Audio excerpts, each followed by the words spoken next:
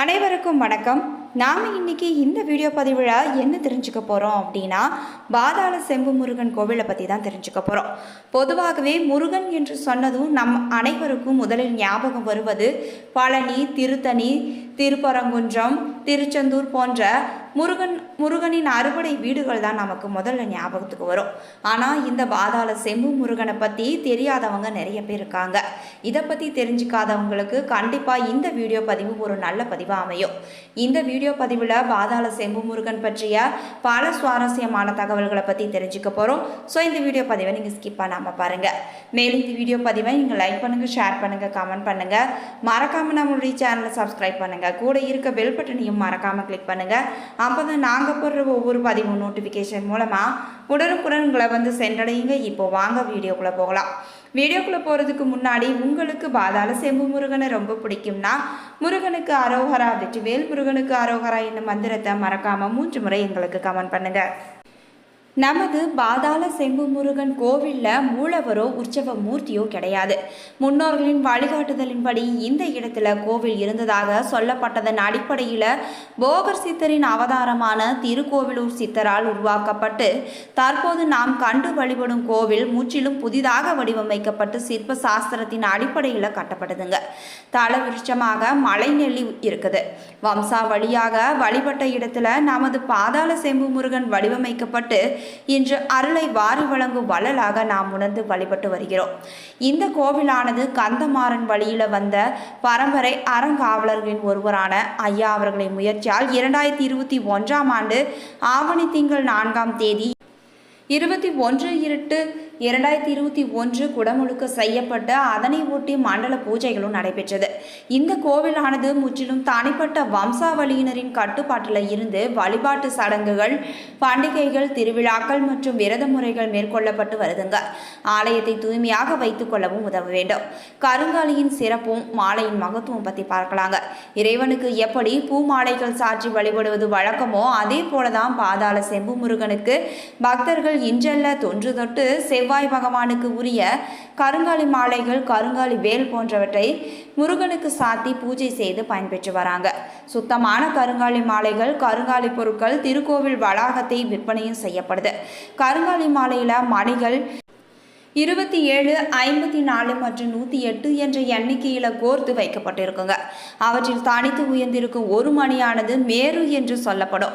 அமானுஷ்யமான சக்திகளை உடைய விரும்புவங்க மனிதன் அல்லது விலங்குகளின் எலும்புகளால் தயாரிக்கப்பட்ட ஜப மாலைகளை உபயோகித்துக் கொள்வாங்க.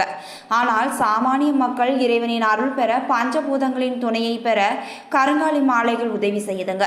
எதிர்மறை சக்திகளை விளக்கவும் இக்கருங்காலி மாலைகள் பயன்படுது. கருங்காலி மாலைகள் மன உறுதியையும் ஆன்மீக சக்தியையும் வழங்கும். மன ஒருமையோடு உடலுக்கு குளிர்ச்சி தந்து மன இறுக்கத்தை விலக்கி உள்ளுணர்வை மேம்படுத்துங்க. மேலும் இரத்த அழுத்தம் மற்றும் ஆகியவற்றை தவிர்க்க உதவும். உடலின் வெப்பத்தை சரியாக பராமரிப்பதால் இரத்த அழுத்தம் கட்டுக்குள்ளடங்க இக்கருங்காலி மாலைகள் அமைதுங்க. எனவே இது ஆன்மீக முன்னேற்றத்திற்கு பயன்படுவதாக ஆன்மீக சாதகர்கள் பலரும் தெரிவித்திருக்கிறாங்க. பொருளாதார முன்னேற்றத்தை தரவல்ல பிரபஞ்ச ரகசியங்கள்ல ஒன்றாக நமது முன்னோர்கள் பயன்படுத்தி வந்திருக்காங்க. பணத்தை ஈர்க்கும் பல வகை பொருட்கள்ல இது போன்ற கருங்காலி மாலைகள் முதலிடம் என்பதாகவும் நம்பிக்கை இருக்குதுங்க. நல்ல எண்ணங்கள் உருவாக்கவும் அவற்றை செயல்முறைப்படுத்தவும் திறனை அளிக்கும் சக்தி பெற்றதாகவும் கருங்காலி மாலைகள் கருதப்படுது.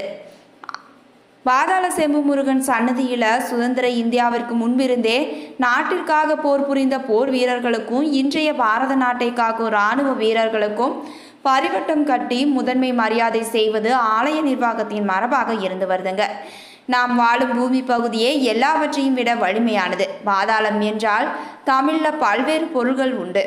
ஒன்று அளவு கடந்தவன் என்றும், மற்றொன்று வலிமை மிகுந்தவன். ராகு அந்த ஆக ஆற்றல்கள் அதிகம் உள்ளது.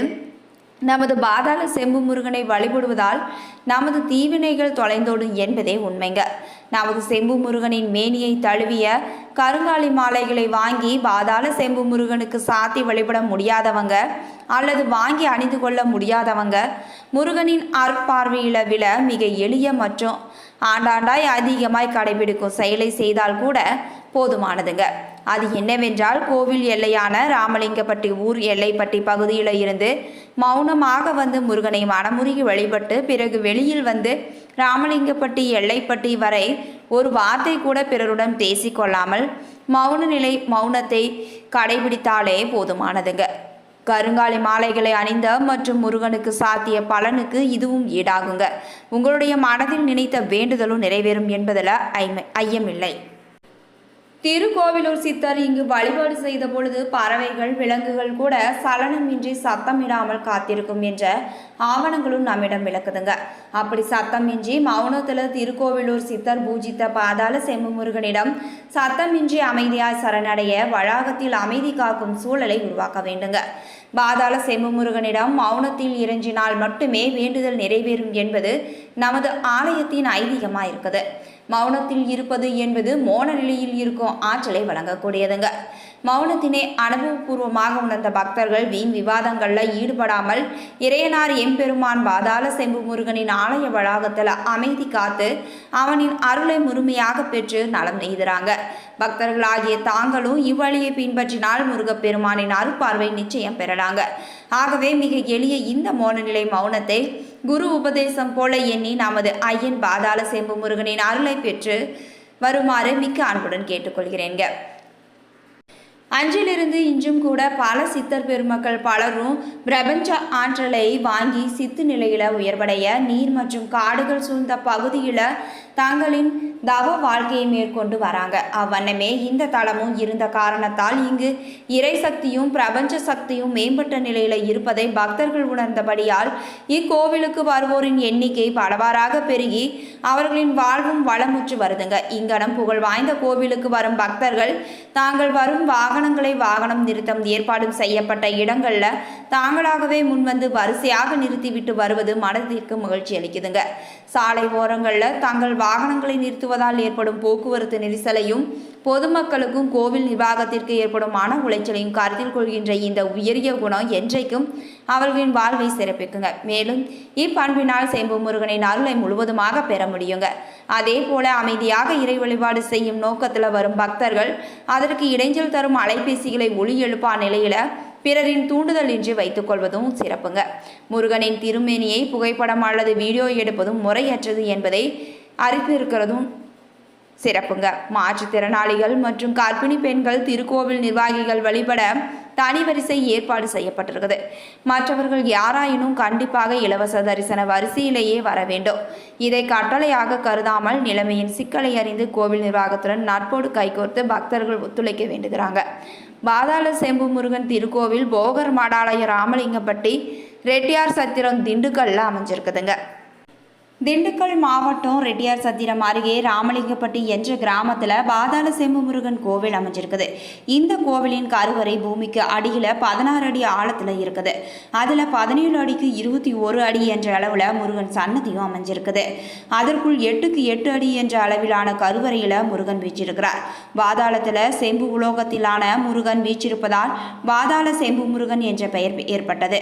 தரைத்தளத்தில் ஒன்றும் பாதாளத்துக்குள் ஒன்றும் என 2 கருவறைகளை கொண்ட இந்த கோவில் அமைஞ்சிருக்குது. பாதாளத்தில் உள்ள கருவறைக்கு சென்று முருகப்பெருமானை வழிபடுவதற்கு பக்தர்கள் 18 படிகளை ஏறி இறங்கி செல்றாங்க. பழனி முருகன் கோவில் நவபாசான சிலையை உருவாக்கிய போகர் சித்தரின் மறு அவதாரமாக திருக்கோவிலூர் சித்தர் கருதப்படுகிறார். போகர் சித்தரையும் அவருடைய சீடர் புலிபாணியையும் மானசீக குருவாக போற்றி பூஜித்து வந்தவர் தான் திருக்கோவிலூர் சித்தர். இவர் சுமார் 600 ஆண்டுகளுக்கு முன்பு பழனியில் இருந்து 50 கிலோமீட்டர் தொலைவில் உள்ள ராமலிங்கப்பட்டியில் வசித்து வந்திருக்கிறாருங்க. இவர் 1.5 அடி உயரத்தில் முருகன் சிலையை உலோகத்தால் வடிவமைத்து பாதாள அறையில பிரதிஷ்டை செய்து பூஜித்து வந்தாரு. நாளடைவில் வழிபாடின்றி போன இந்த ஆலயத்தில் சில நூற்றாண்டுகளுக்கு பிறகு ராமநாதபுரம் சமஸ்தானத்தில் மன்னராக இருந்த பாஸ்கர சேதுபதியின் வம்சாவளியை சேர்ந்த கந்தமாறன் என்ற மிராசுதாரர் மீண்டும் பூஜைகள் நடைபெற செய்தாருங்க. பாதாள கருவறையில் முருகப்பெருமான் நின்ற கோலத்தில் அருள்வாளிக்கிறார். வலது கையில் அபயமுத்திரையையும் இடது கையில் வேலியேந்தியும் காட்சி தராரு. இந்த சிலைக்கு முன்பு திருக்கோவிலூர் சித்தர் வழிபட்ட முருகன் சிலையும் இருக்குதுங்க. கோவிலின் முன்புறம் கிழக்கு நோக்கியபடி காவல் தெய்வமான சங்கிலி கருப்பசாமி கம்பீரமாக வீற்றிருக்கிறார். 15 அடி உயரம் கொண்ட இந்த சிலை ஒரே கல்லால் செய்யப்பட்டதுங்க. இதே போல முன் மண்டபத்தில் செல்வ விநாயகர், அர்த்த மண்டபத்தில் பரிவார தெய்வமாக காலபைரவர் வீற்றிருக்கிறாங்க. கோபுரத்துக்குள்ளேயே 36 அடி உயரத்தில் சிவன் சிலை அமைந்திருப்பது சிறப்பானதுங்க. கோவிலுக்கு வருகை தரும் பக்தர்களுக்கு திருநீர் பிரசாதமாக வழங்கப்படுது. நறுமணம் கமலும் இந்த விபூதி பல்வேறு நோய்களை குணமாக்கும் மகத்துவம் வாய்ந்ததாங்க. 18 வகையான மூலிகைகளை கொண்டு இங்கு விபூதி தயாரிக்கப்படுவது குறிப்பிடத்தக்கதுங்க. இதுவரைக்கும் பாதாள செம்பு முருகன் பற்றிய பல சுவாரஸ்யமான தகவல்களை இந்த பதிவின் மூலமாக தெரிஞ்சுக்கிட்டோம். இந்த பதிவானது கண்டிப்பாக உங்களுக்கு ஒரு பயனுள்ள தகவலாக அமைஞ்சிருக்கும் நம்புறேன். இது போன்ற பயனுள்ள தகவல்களை நீங்கள் உடனுக்குடன் தெரிஞ்சுக்கணும்னா மறக்காமல் எங்களுடைய சேனலை சப்ஸ்கிரைப் பண்ணுங்கள். கூட இருக்க பெல் பட்டனையும் மறக்காமல் கிளிக் பண்ணுங்கள். அப்போ தான் நாங்கள் போடுற ஒவ்வொரு பதிவும் நோட்டிஃபிகேஷன் மூலமாக உடனுக்குடன் உங்களை வந்து சென்றடையுங்க. நன்றி நண்பர்களே.